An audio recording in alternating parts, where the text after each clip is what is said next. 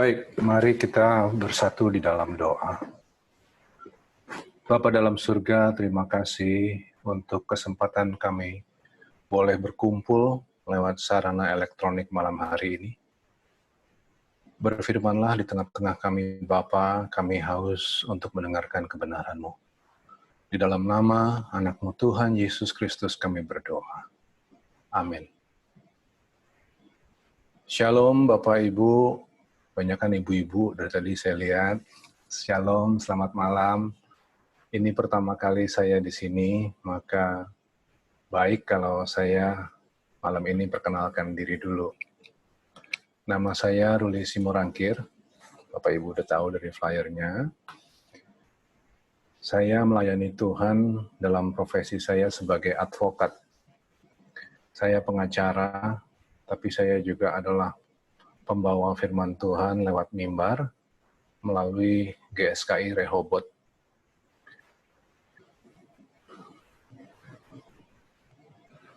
Tuhan juga karuniai saya dengan 3 orang anak laki-laki dan 1 orang istri. Anak-anak laki-laki saya sekarang yang 2 baru selesai kuliah, mereka menyelesaikan S2, baru aja pulang.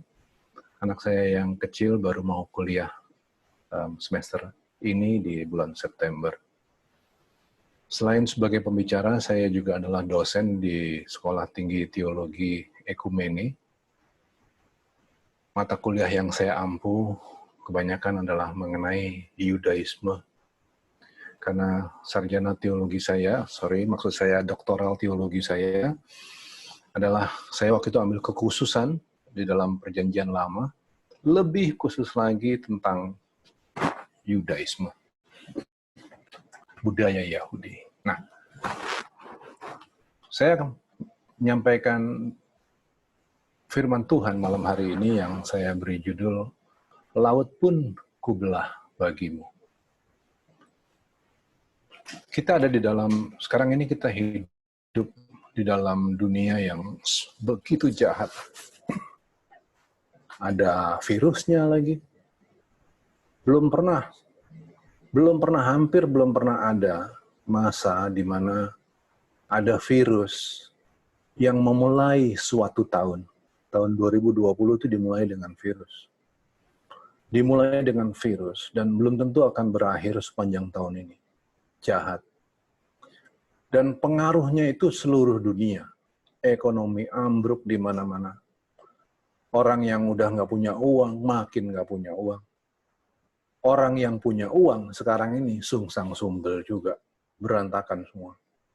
Belum pernah ada masa yang separah ini. Kemudian sebagai orang yang berkecimpung di bidang hukum, saya juga tahu keadilan sekarang ini makin gak karu-karuan.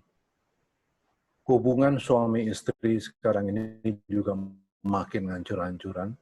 Hubungan suami anak istri juga hancur-hancuran. Hubungan tetangga berantakan. Dan banyak lagi persoalan-persoalan lain yang luar biasa berat. Dan semua kesulitan-kesulitan itu seringkali membuat kita merasa terjepit atas bawah, kiri, kanan, depan, belakang. Hancur-hancuran. Benar-benar hancur-hancuran. Nah, dalam kondisi terjepit itu, banyak orang yang kemudian meragukan kasih Allah. Ya, kita orang-orang Kristen rasanya nggak berani lah untuk ngomong jujur. Kita meragukan kasih Allah. Nggak berani. Tapi diem-diem, nanti saya akan buktikan, diem-diem, bahkan kualitas pemazmur, jangankan orang Kristen, kualitas pemazmur pun akan meragukan Allah. Setidaknya mereka akan merasa bahwa Allah tidak lagi menyertai mereka. Nah, hari ini kan saya mau sampaikan firman Tuhan dengan tujuan supaya kita ngerti bagaimana menghadapi kesulitan yang begini hebat, yang belum pernah dirasakan oleh generasi manapun. Berat loh ini. Bagaimana caranya? Pertama-tama, ya, ini saya berhadapan dengan ibu-ibu. Dari tadi saya lihat-lihat dulu nih, siapa yang hadir, ibu-ibu. Saya bangga, malam ini saya bisa hadir di antara ibu-ibu. Kenapa? Karena ibu-ibu itu pejuang. Ibu-ibu itu ya, jauh lebih hebat ngadepin kesulitan, mereka jauh lebih kuat daripada laki-laki. Ibu-ibu itu sebetulnya jenderalnya rumah tangga. Sebetulnya ibu-ibu itu loh powernya. Nah, jadi saya ada di tengah-tengah jenderal-jenderal begini, saya bangga. Tapi izinin saya untuk ngomong belak-belakan. Ngomong ke jenderal pasti harus belak-belakan. Kalau ngomong ke hansip, belok-belok sana-sini. Tapi kalau ngomong sama jenderal, harus belak-belakan. Setuju ya? Nah, oke. Pertama, waktu kita mau menghadapi kesulitan, kita harus ngerti bahwa kesulitan itu memang diizinkan oleh Allah. Diizinkan. Mari kita buka Alkitab kita. Kita buka di layar udah ada, saya bukakan di sini. Ini Kejadian 3 ayat 14. Kita tahu bahwa bagian firman Tuhan ini dikatakan oleh Tuhan ketika Adam dan Hawa jatuh di dalam dosa. Allah mengutuki segala sesuatu. Allah berkata, "Karena engkau berbuat demikian, terkutuklah engkau di antara segala ternak dan di antara segala binatang hutan. Dengan perutmu lah engkau akan menjalar dan debu tanahlah akan kau makan seumur hidupmu." Itu kutukan kepada, kita tahu itu adalah kutukan kepada ular. Nah, kemudian di bawahnya lagi nih, kepada perempuan juga dikutuki. Lihat ayat ke-17 kemudian, kepada manusia laki-laki juga Allah mengutuki. Lihat lagi di bawahnya, dengan bersusah payah engkau akan mencari rezekimu, kata Tuhan kepada laki-laki. Tapi juga Allah mengutuki bumi. Dikatakan, semak duri dan rumput duri yang akan dihasilkannya bagimu. Dan tumbuh-tumbuhan di padang akan menjadi bagian makananmu. Dengan berpeluh engkau akan mencari makananmu. Dan selanjutnya, dan selanjutnya, dan selanjutnya. Nah, yang saya mau sampaikan adalah begini. Kesulitan memang diizinkan oleh Tuhan. Allah yang mengizinkan kesulitan itu terjadi. Jadi ketika kita menghadapi kesulitan ini, dan minta Tuhan yang mengangkat segala sesuatu. Lucu. Itu cara berdoa orang sebelah. Agama sebelah doanya gitu. Doanya gini, Tuhan, tolong angkat masalahku. Lapangkan jalanku. Bukakan pagar-pagar. Itu tetangga sebelah yang berdoa begitu. Kita anak Tuhan. Kita mengerti bahwa memang kesulitan yang mengizinkan adalah Allah sendiri. Jangan malah berdoa minta diangkat. Nggak betul itu.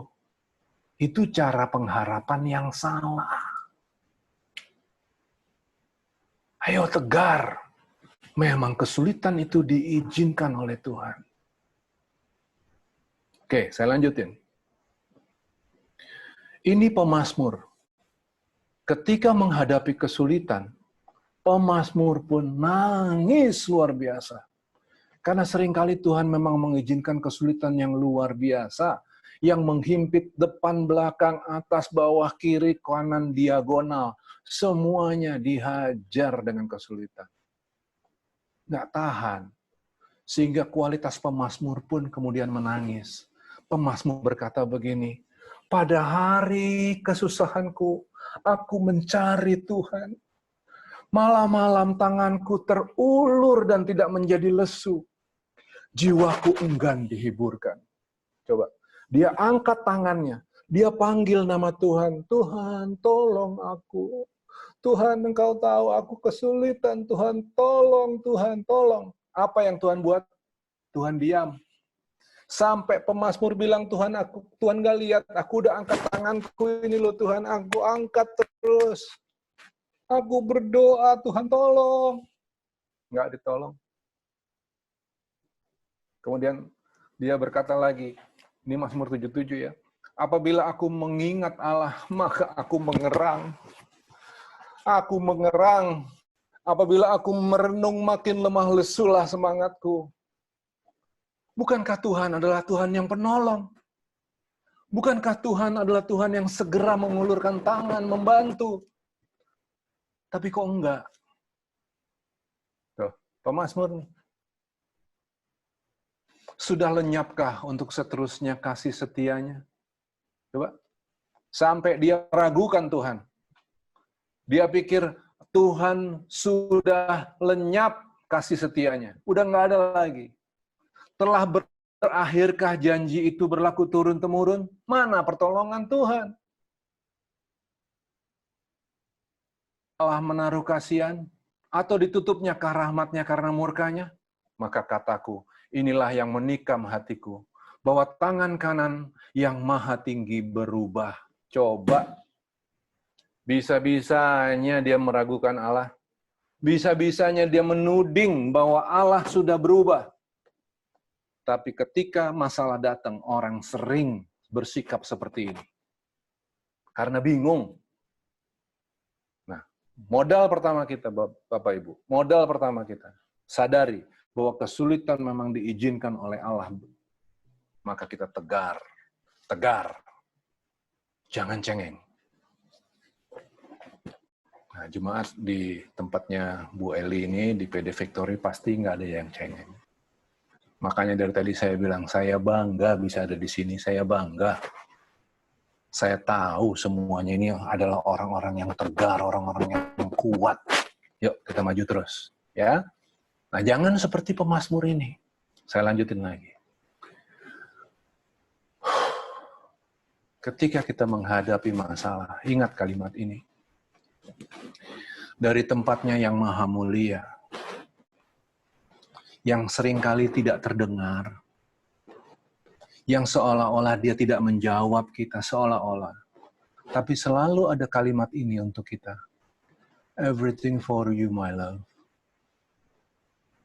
Everything for you, my love. Absolutely.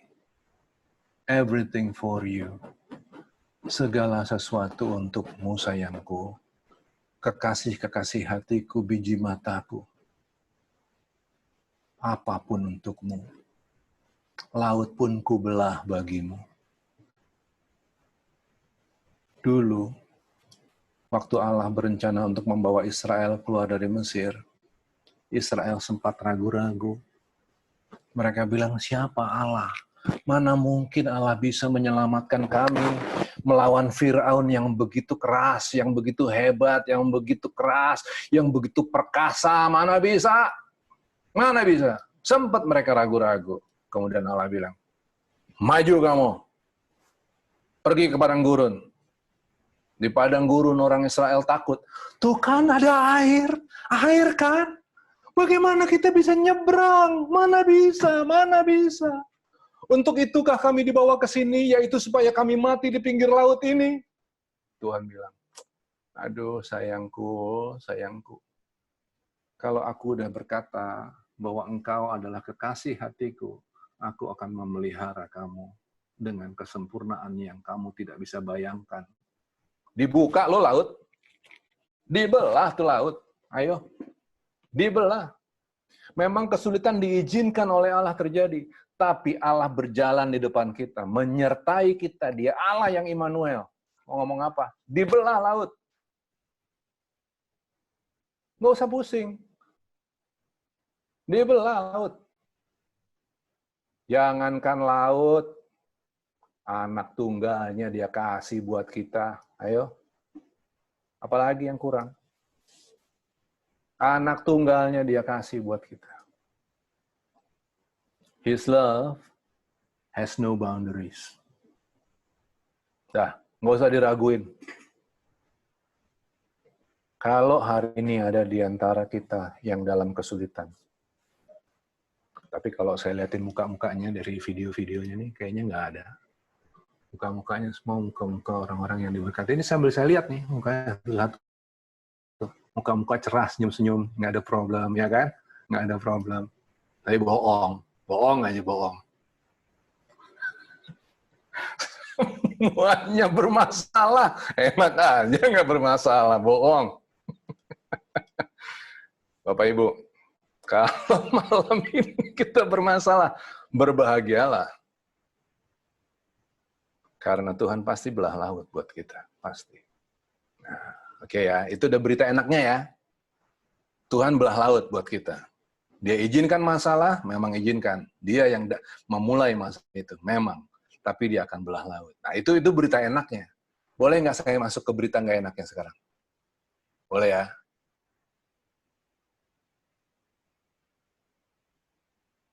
Oke, saya lanjut nih kalau gitu. Oke, berita nggak enaknya. Ya, gini.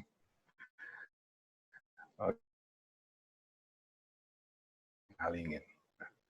Allah itu ya, bahkan untuk orang-orang yang dia kesel banget. Kesel banget. Di zaman Yesaya itu Allah murkanya luar biasa ke orang Yahudi. Murka dia. Dia bilang kepada orang Yahudi itu dianggapnya seperti lebih bodoh daripada lembu. Lembu mengenal palungannya. Dia tahu tempat di mana makan. Keledai kenal tuannya. Tapi Israel enggak. Lebih bodoh mereka daripada binatang. Itu di Yesaya 1, nanti tolong dibaca Yesaya 1, 2, ayat 1, 2, 3. Terus bahkan seluruh kitab Yesaya itu Allah murka besar kepada orang-orang Yahudi. Tapi bahkan kepada orang Yahudi yang Allah murka, Allah tetap berkata begini. Lihat ya, janganlah takut sayangku. Sebab aku telah menebus engkau. Aku telah memanggil engkau dengan namamu.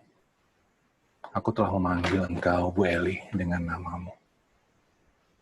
Aku telah memanggil engkau, Pak Frans, dengan namamu. Aku telah memanggil engkau, Adriana, dengan namamu. Dan engkau ini, Ibu Agustin, Ibu Angel, Ibu Ana di Blitar, engkau ini kepunyaanku. Apabila engkau menyeberang melalui air, aku akan menyertai engkau. Atau melalui sungai-sungai, engkau tidak akan dihanyutkan. Apabila engkau berjalan melalui api, engkau tidak akan dihanguskan. Dan nyala api tidak akan membakar engkau. Sebab akulah Tuhan Allahmu, yang Maha Kudus, Allah Israel, Juru Selamatmu. Aku telah menebus engkau dengan Mesir, dan memberikan Ethiopia dan Sheba sebagai gantimu. Apa yang enggak untukmu, sayangku? Lautku belah, aku mengasihimu, aku memilikimu, aku menyertaimu, aku Immanuel. Apalagi yang enggak untukmu? Semuanya untukmu. Nah, ini yang saya maksud dengan berita enggak enaknya. Allah tidak pernah berjanji meluputkan kita dari masalah. Enggak ada itu. Tunjukin ke saya, di mana dalam Alkitab bahwa Allah berjanji meluputkan kita dari masalah. Never. Nggak ada cerita itu. Tapi ada maksud ilahi ketika ia mengizinkan kita mengalami masalah tanpa henti. Himpitan atas bawah, kanan, kiri, depan, belakang, diagonal. Ada maksud ilahi. Yang hari ini belum tentu kita ngerti. Tapi ada maksud ilahinya. Nah, oke. Apa maksud ilahinya? Apa? Orang tuh suka gini. Ini yang bikin saya gemes. Orang tuh suka begini. Kalau datang kepada Tuhan, yang diminta itu adalah supaya segera dibawa keluar dari masalah. Punya hutang, segera dibayarin hutangnya sama Tuhan. Kalau sakit, segera selesai penyakitnya. Kalau jerawatan, supaya jerawatnya hilang. Gimana sih? Soal jerawat aja datang ke Tuhan. Waktu itu saya kaget, setengah mati saya kagetnya. Suatu kali saya lagi ibadah di tempat di gereja, ada kesaksian. Datanglah orang ini kesaksian. Saudara-saudara, saya mau kasih kesaksian. Anjing sebelah, gonggong terus nggak berhenti-berhenti. Udah lama dia gonggong nggak berhenti-berhenti. Kemudian tuh saudaraku, apa yang bisa menyelesaikan? Saya berdoa. Anjing tetangga berhenti berdoa, berhenti jenggong. Astaga, anjing tetangga jenggong datang ke Tuhan minta diselesaikan masalah. Culun amat sih. Kalau orang Jakarta bilangnya culun. Artinya kok terlalu sederhana ya? Kok Tuhan cuman diharap untuk menyelesaikan masalah hari ini? Jadi kalau gitu apa sih maksud ilahi ketika ia mengizinkan kita mengalami masalah tanpa henti? Apa maksud ilahinya? Ini loh, ini. Allah itu kita jangan berurusan dengan Allah untuk kepentingan hari ini. Jangan. Ini loh, ini. Kita perhatiin ya Bapak Ibu ya. Saya buka screen berikutnya, kita perhatiin semua mata di screen. Perhatiin, ini. Sejurus sebelum Tuhan Yesus kembali ke surga, dia menyampaikan kalimat ini dalam Lukas, dikatakan. Bapak Ibu perhatiin. Dengerin ke saya, dan baca di screen. Ini perkataan Tuhan Yesus yang perlu kita tanamkan. Tuhan Yesus berkata begini, Aku menentukan hak-hak kerajaan bagi kamu, sayangku. Sama seperti Bapakku menentukannya bagiku. Aku mau, ya dengan kalimat lain, aku mau pada saatnya nanti, ya aku sekarang pergi mendahului kamu, menyediakan tempat bagimu. Ketika aku sudah siap nanti, aku akan menjemput kamu, dan aku mau supaya kamu memiliki hak-hak kerajaan. Di kerajaan surga nanti bukan cuma sekedar sebagai masyarakat, tapi aku mau kamu memiliki hak kerajaan. Kamu menjadi bagian dari keluarga kerajaan, bukan masyarakat. Nah, kamu akan makan dan minum semeja dengan aku. Ini posisi terhormat luar biasa. Di dalam kerajaanku. Dan kamu akan duduk di atas tahta untuk menghakimi ke-12 suku Israel. Ini suatu kehormatan untuk kita. Inilah pengharapan. Waktu kita berurusan dengan Tuhan, kita berurusan supaya kita layak untuk menjadi bagian dari keluarga kerajaan. Bukan supaya segera selesai utang.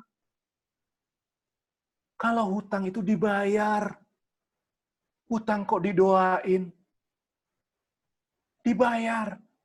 Kalau mau sehat, hidup yang sehat, makan yang sehat, olahraga, kok didoain? Bagus, doa itu bagus, tapi doa itu nggak boleh jadi sarana untuk membuat kita menyelesaikan masalah hari ini. Karena masalah hari ini adalah tanggung jawab kita.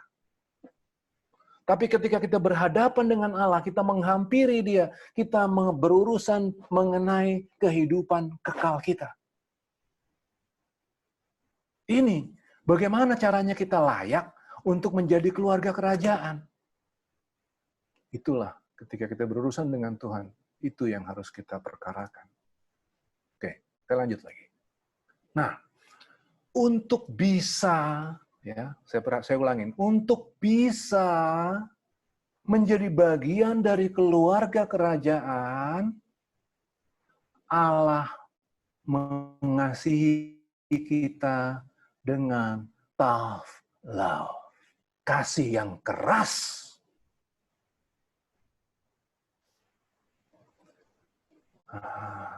Karena yang dibutuhkan oleh Allah dalam pemerintahan kekalnya adalah orang-orang dewasa yang bisa dipercaya. Bukan segerombolan hansip yang cengeng. Tapi sekelompok jenderal-jenderal yang tough. Orang-orang yang mature, dependable, orang-orang yang seperasaan, sepikiran dengan Kristus. Itu yang dibutuhkan oleh Allah. Nah, untuk membentuk orang menjadi jenderal-jenderal yang hebat, yang seperasaan, sepikiran dengan Kristus, maka Allah menyediakan pendidikan yang keras. Benar Allah mengasihi, tapi bukan dengan kasih permen, dengan gula-gula, janji-janji manis-manis. No. Dengan tough love. Nah, hanya melalui tough love akan tercipta umat yang tahan banting.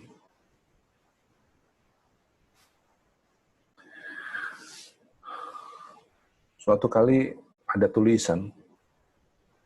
Tulisan itu bercerita tentang seorang anak laki-laki yang katanya tinggal in a plastic bubble. Jadi oleh orang tuanya ini menyediakan kamar yang super steril buat anak ini. Bahkan di dalam kamarnya itu ada lagi bungkus plastik yang besar, yang super steril di dalamnya. Semua orang yang masuk ke kamar itu harus di super sterilin.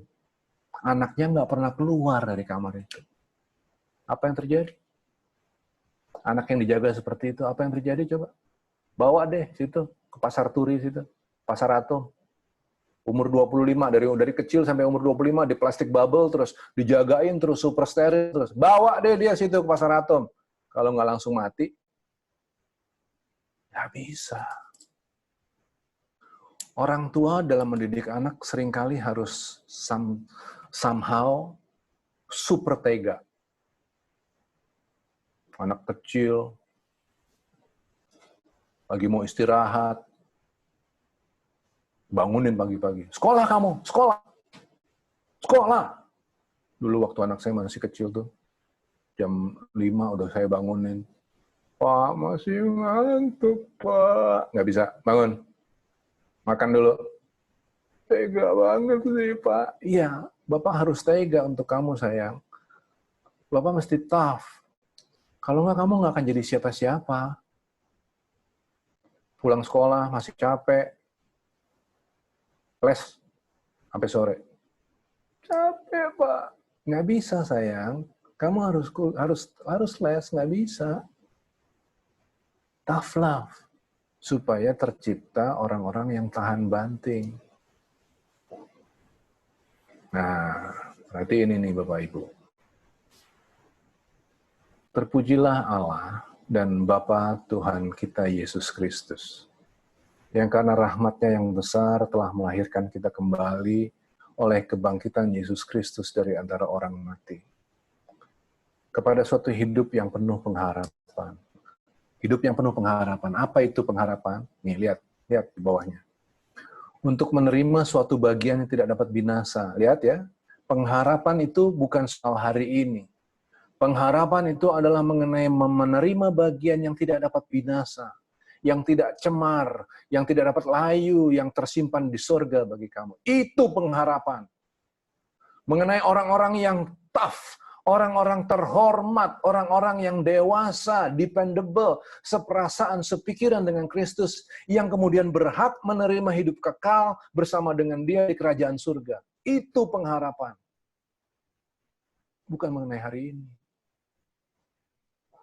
Yaitu kamu yang dipelihara dalam kekuatan Allah karena imanmu. Sementara kamu menantikan keselamatan yang telah tersedia untuk dinyatakan pada zaman akhir. Di sini. Bisa ada yang tolong bacakan buat saya? Bergembiralah akan hal itu. Ketika kita harus dihajar sama Tuhan, mengalami persoalan yang berat. Silakan, Pak. Bergembiralah akan hal itu, sekalipun sekarang ini kamu seketika harus berduka cita oleh berbagai pencobaan. Ya, berbahagialah. Ini susah nih, bagian ini. Tapi kita bisa bikin. Kenapa? Karena kita sadar betul bahwa pertama tadi ya, saya udah bilang, kesulitan itu memang diizinkan oleh Tuhan. Jadi nggak perlu kita meratapi kesulitan. Hadapi, bukan diratapi. Satu. Pada saatnya nanti, kita akan memperoleh hak-hak kerajaan. Kita ada di surga bukan sebagai masyarakat, tapi sebagai bagian dari keluarga kerajaan. Nggak heran kalau ajaran-ajaran kita begitu berat. Umpama. Kita mau jadi kapten kapal, Pak Frans, yang bisa bawa kapal, ngelewatin Samudra Hindia. Kira-kira bisa nggak kita jadi kapten kapal kalau kita hanya berlatih di danau? Nggak bisa, Pak. Kita harus ngadepin ombak. Kita harus ngadepin angin. Betul. Itu makanya Allah mengizinkan kesulitan. Terus mau apa kita? Mau nangis-nangis? Enggak. Kita justru hadir di sana. Kita hadapi kesulitan dengan tegar. Kita nggak berdoa supaya masalah segera selesai. Kita nyanyi.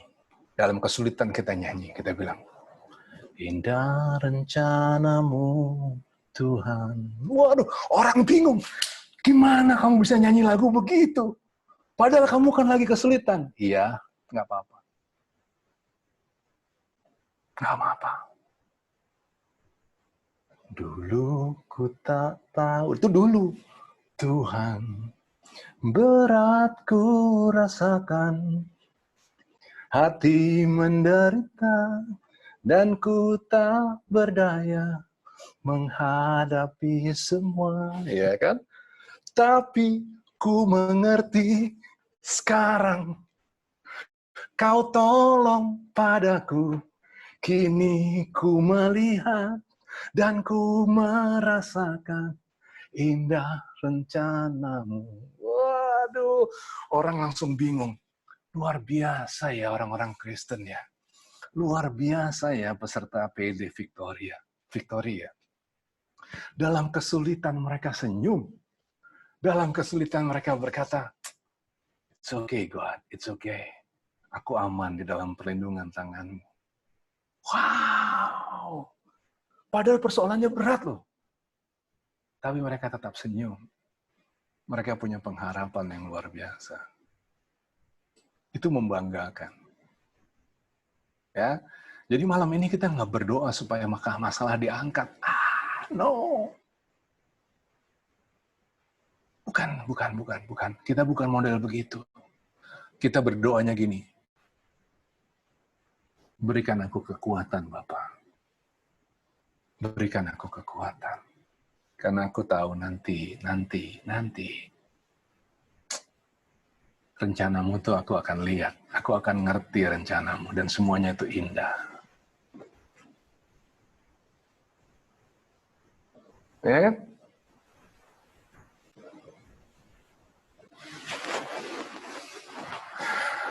Saya senang banget kalau kesempatan ini bisa ada tanya jawab.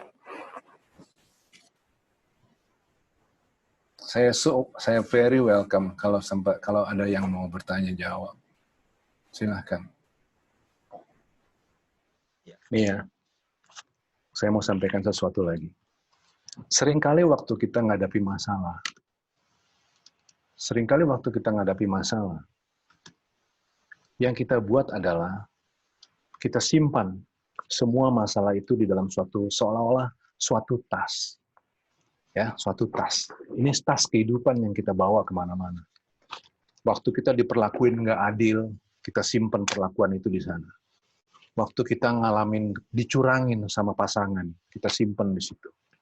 Waktu kita dikecewain karena kita ditipu dalam bisnis, kita simpan semua di situ. Kita masukin dalam tas. Ini tas sakit hati kita nih, beban kita. Kita nggak mau buka lagi. Saking kita udah marah, kecewa, tersinggung, kita simpan di sini. Kita nggak mau buka lagi.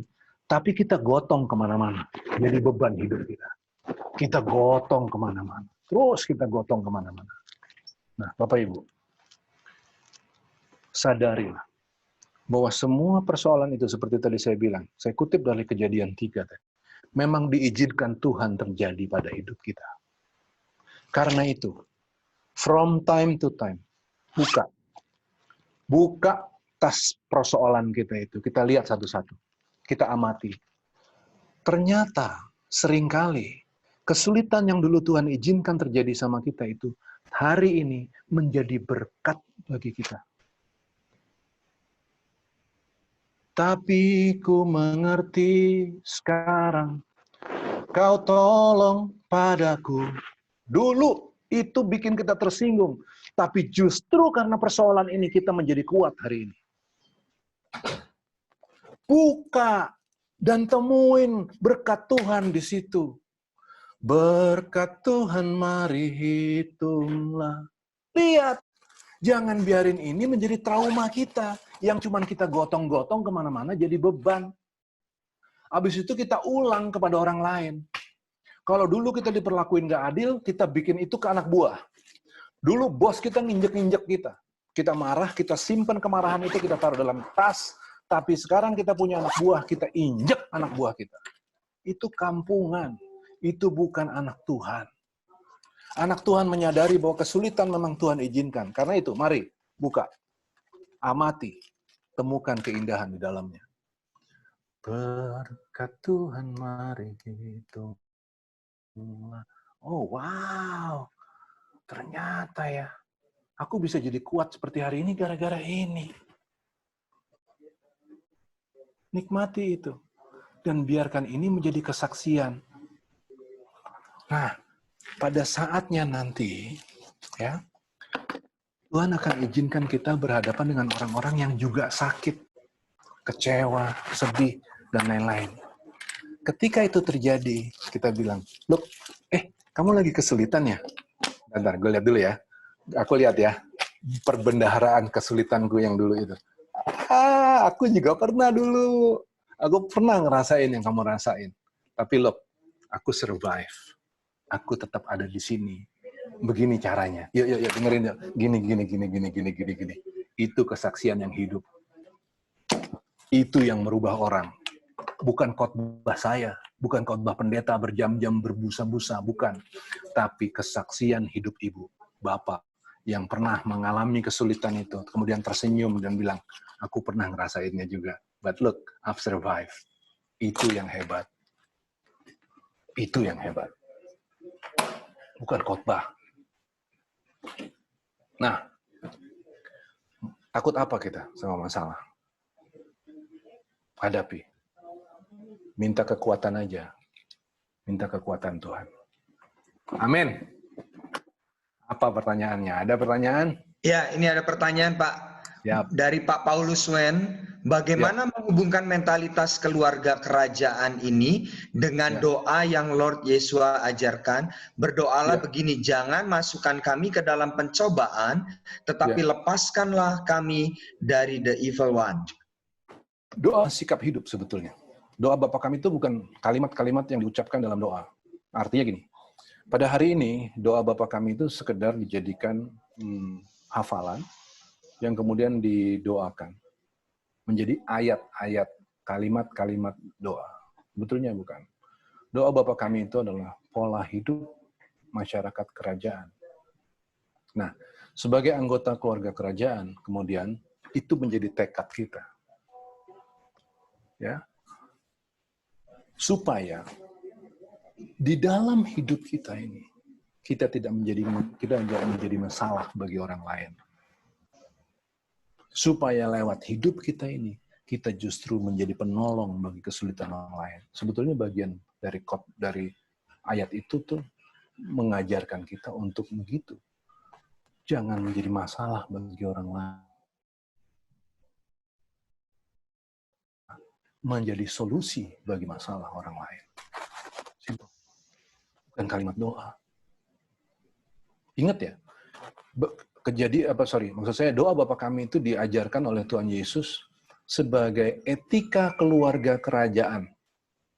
Disampaikan mulai dari Matius 5 sampai Matius 7 di atas bukit.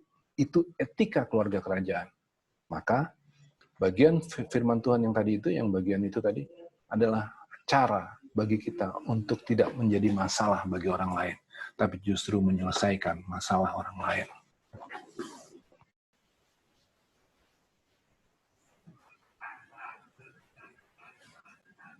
Terima kasih Pak untuk pertanyaannya. Oke, mungkin ada pertanyaan yang lain juga mungkin. Oh, ini ada pertanyaan. Apa ini? Sebagai seorang pengacara, apa nasihat Bapak untuk klien-klien Bapak yang mau bercerai? Nasihat saya adalah sebisa mungkin jangan terjadi perceraian. Ya. Jangan terjadi perceraian. Karena bagaimanapun, dulu kitalah yang mengambil tanggung jawab untuk menikahi orang yang sekarang menjadi suami atau istri kita. Ibarat nasi udah jadi bubur. Ternyata buburnya nggak enak. Jangan ditinggal. Bikin jadi enak. Nasihat saya adalah sebisa mungkin jangan terjadi perceraian. Bagaimanapun tidak enaknya kondisi kita hari ini di dalam perkawinan, tapi percayalah bahwa itu pun menjadi sarana Tuhan untuk membentuk kita. Gitu. Itu aja saran saya kepada klien saya yang mau bercerai. Oke, terima kasih Pak Ruli. Ada pertanyaan begini, Pak, bagaimana cara menguatkan suami yang begitu banyak persoalan atau permasalahan di dalam pekerjaan supaya dia bisa lebih kuat dan lebih dekat lagi pada Tuhan? Masalahnya kalau nggak diajak istri, dia nggak berdoa sendiri, Pak. Oke. Kita mesti fair ngomongnya ya. Kita mesti fair dulu ngomongnya. Seringkali ya, yang bikin orang menjadi antipati kepada kekristenan, sejujurnya nih, adalah orang Kristen sendiri. Ada satu penulis namanya Robert McAlvin. Saya marah loh waktu saya baca tulisannya si Robert McAlvin ini. Dia tulis begini, yang merusak kekristenan sesungguhnya adalah agama Kristen dan orang-orangnya. Yang merusak kekristenan adalah agama Kristen dan orang-orangnya. Kekristenan itu sebetulnya bukanlah agama loh. Kekristenan itu adalah cara hidup. Cara hidup dari orang-orang yang terus-menerus belajar. Orang yang nyari Tuhan. Yang pelajarin kitab. Dipelajarin. Kemudian dia kepingin hidup seperti Kristus. Tulus, adil, orang-orang yang adil, orang-orang yang setia, orang-orang yang rendah hati. Itulah kekristenan. Karena orang-orang di zaman dulu, orang-orang Kristen di zaman dulu itu begitu adil, begitu setia, begitu rendah hati, maka kekristenan meledak, diterima oleh banyak orang. Belakangan menjadi agama. Setelah menjadi agama, nyebelin. Orang-orang datang kepada Tuhan lewat agama, sekedar untuk manfaatin Tuhan. Seperti tadi saya ngomong, jerawat juga datang ke Tuhan diminta selesaiin. Utang piutang datang ke Tuhan minta diselesaiin. Tapi hidupnya nggak bertanggung jawab. Nyanyi di gereja angkat-angkat tangan. Oh, nangis. Oh, gemeteran. Oh. Tapi nggak bertanggung jawab. Akibatnya apa? Orang yang lihatnya. Akhirnya orang gini, lu pada ngomong doang. Keren di gerejanya, nyanyinya bagus, sound systemnya bagus, AC-nya enak, khotbahnya keren, tapi nggak ada yang praktek.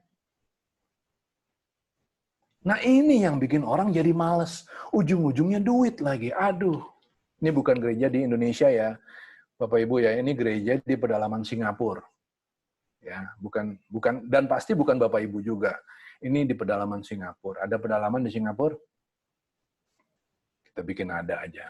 Ya kan, supaya mereka yang kita salah-salahin. Nah, itulah yang sering terjadi di dalam kekristenan. Akhirnya orang menjadi antipati. Nah, menjawab pertanyaan Ibu tadi itu, bagaimana caranya membuat keluarga kita, membuat tetangga kita, membuat anak kita untuk bisa datang kepada Tuhan? Dimulai dari kita. Dimulai dari jenderal-jenderal yang ada di sini. Menjadi jenderal-jenderal yang adil, jenderal-jenderal yang setia, jenderal-jenderal yang rendah hati, yang terus-menerus kepingin belajar firman Tuhan.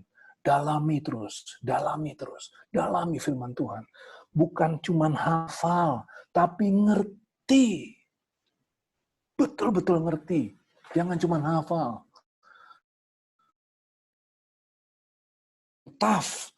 Orang-orang yang, yang terhormat, orang-orang yang mengagumkan. Kalau begitu cara kita, orang datang, dia nanya, Bu, Ibu Kristen ya? Iya. Oh, Ibu doanya di mana? PD Victory. Oh, boleh nggak saya datang? Boleh nggak? Saya belum agama Kristen, tapi boleh nggak datang? Kenapa Ibu mau datang? Karena Ibu hidupnya hebat. Aku mau niru, Bu. Boleh nggak, Bu? Itu yang bikin orang jadi tertarik sama kekristenan.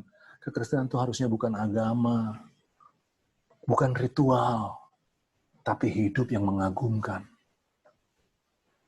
Jadilah seperti itu. Jadilah seperti Kristus. Kristus itu seperti itu, persis seperti itu Kristus itu. Adil, saya ulang ya. Apa tadi? Adil, setia, rendah hati. Itu yang dicari. Nah, kalau ada kesempatan lain, nanti saya mau ngomong soal adil, setia, dan rendah hati. Jangan semua sekarang diomongin, nanti saya nggak undang lagi. Oke, thank you Pak Ruli buat menjawab pertanyaan-pertanyaan. Haleluya. Ya, tampaknya tidak ada lagi pertanyaan ini. Sebentar. Ini apa? Ada pertanyaan lagi panjang sekali ini. Apa ini? Ada 2 badai. Ini panjang sekali. Oke. Memang benar bahwa badai adalah salah satu cara Allah untuk mengajar, mendidik, menggembleng murid. Mengapa imanmu kecil sekali? Oke, bagaimana menurut kita? Kapan saatnya mengandalkan pertolongan Tuhan dan kapan saatnya Tuhan membiarkan kita berada dalam arena. Loh, di dalam segala hal kita selalu mengandalkan Tuhan. Tapi mengandalkan Tuhan itu bukan berarti kita berharap supaya Tuhan yang menyelesaikan permasalahan kita. Jangan keliru ya. Orang sering kali gini, makan sembarangan. Makannya sembarangan. Dari pesta ke pesta makanannya sembarangan. Lemak-lemak dan lain-lain. Tapi kemudian tanggung jawabnya dilempar ke Tuhan. Mari kita makan. Ya, ini segala macam lemak ini mari kita makan. Kita berdoa di dalam nama Tuhan Yesus. Bilur-bilur Tuhan menyembuhkan. Semua kolesterol dibuang. Nggak bisa begitu caranya. Orang mengandalkan Tuhan salah. Mengandalkan Tuhan supaya kolesterolnya hilang. Nggak bisa. Mengandalkan Tuhan itu harus disertai dengan tanggung jawab. Jadi kalau kita berdoa, Tuhan, aku mau hidup sehat. Ya anakku, aku udah sediain tombol untuk hidup sehat.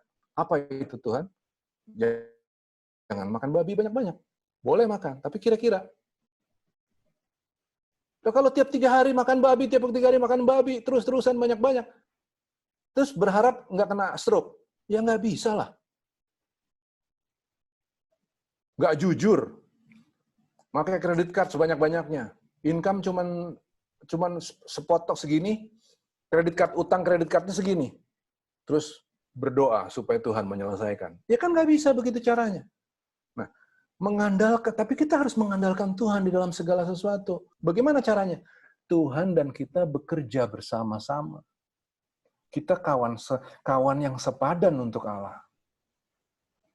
Kita menyambut karunia yang Dia kasih kepada kita, kesehatan yang Dia kasih ke kita, anugerah yang Dia kasih lewat matahari yang Dia beri ke kita. Dengan cara kita jaga kesehatan kita. Kita jaga hati kita. Jangan beli yang nggak pantas. Orang nggak punya duitnya, lu beli. Terus berharap Tuhan yang menyelesaikan. Kan begitu.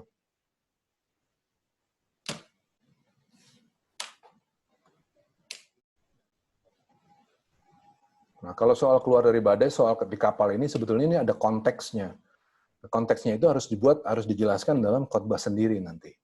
Ya, jadi kita tabung untuk berikutnya. Jangan semuanya sekarang lah.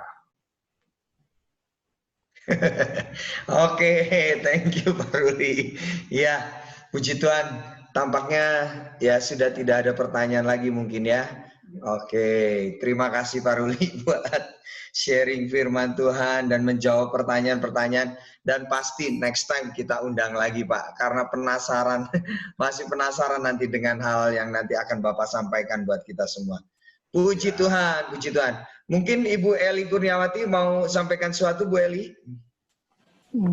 Ya, terima kasih Pak Ruli buat khotbah, buat sharing firman-Nya ya. Kita percaya melalui firman Tuhan hari ini kita semakin akan dikuatkan, semakin punya pengharapan ya, semakin kita jadi partner kerjanya Tuhan, semakin kita punya tanggung jawab untuk membangun kerajaan Allah. Yuk, saya sudah selesai. Kita berdoa sama-sama, nanti Pak Ruli akan memberkati. Tutup doa. Terima kasih Tuhan, kami mengucap syukur buat firman Tuhan malam ini. Kami belajar Tuhan untuk selalu melakukan apa yang Tuhan mau di dalam kehidupan kami. Kami mau belajar untuk tetap punya pengharapan. Kami mau belajar tetap memiliki karakter Kristus Tuhan, supaya kami tahu melewati kehidupan kami, orang akan melihat dan orang akan memuliakan nama-Mu Bapa. Biarlah kami jadi anak-anak-Mu Tuhan menghadapi badai ini Tuhan. Kami tidak mau lagi cengeng, tapi kami kuat teguh di tengah badai karena kami tahu kami tidak berjalan sendiri. Ada tangan kuat yang selalu menopang kami di tengah badai, sehingga badai itu pasti berlalu Tuhan dengan tenang teduh sekali di tangan-Mu.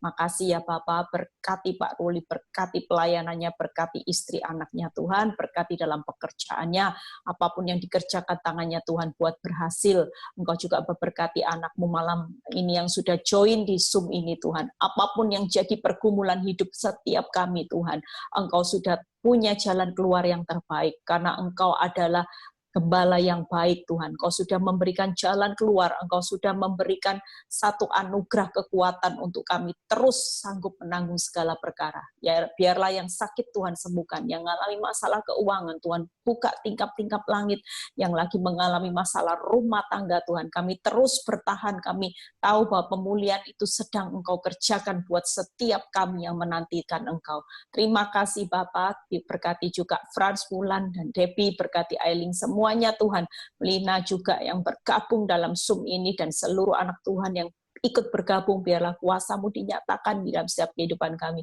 Biar kalau kami mau berpisah satu dengan yang lain, biar kami menerima berkat Tuhan dari hamba-Mu, Pak Ruli. Mari saudaraku, kita akan akhiri pertemuan malam hari ini.